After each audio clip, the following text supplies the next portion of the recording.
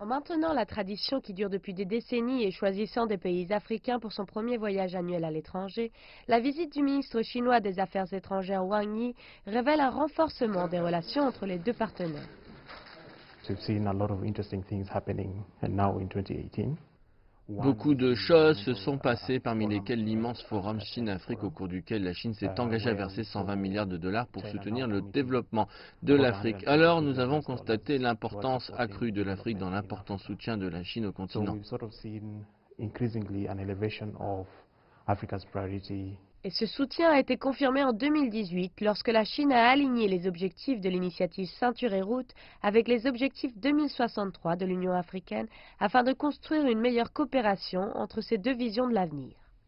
What perhaps we might see is a reassurance of Nous constatons peut-être la confirmation de l'engagement chinois dans le soutien du développement de ces pays et bien sûr les accords qui l'accompagnent, peut-être plus de coopération bilatérale entre ces pays et l'accent mis sur l'approfondissement des relations commerciales entre ces pays.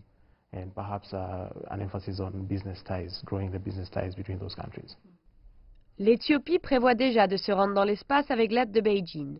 Le pays a annoncé qu'il allait lancer son premier satellite d'observation terrestre en septembre 2019, la Chine finançant en grande partie ce projet. Addis Abeba a indiqué que ce satellite serait utilisé pour récolter des données sur le changement climatique et les phénomènes météorologiques. De son côté, le Burkina Faso, qui a récemment rétabli ses relations diplomatiques avec Beijing, espère que les compagnies chinoises investiront dans les secteurs de l'énergie, des mines et de l'éducation. Le ministre des Affaires étrangères burkinabé a indiqué que la compagnie China Airborne Engineering négocie actuellement un prêt concessionnel avec la Banque d'import-export de Chine pour construire une nouvelle autoroute sur plus de 300 km entre la capitale Ouagadougou et la deuxième plus grande ville du pays. Le projet devrait débuter en janvier et atteindre la frontière ivoirienne. Le coût total devrait s'élever à 1,3 milliard de dollars.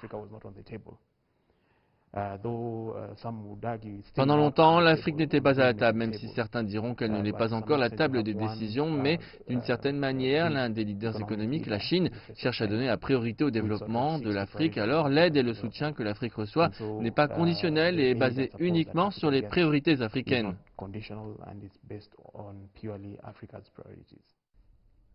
Face à ce constat, les spécialistes estiment que la coopération passée devrait continuer à s'accroître en ampleur et profondeur.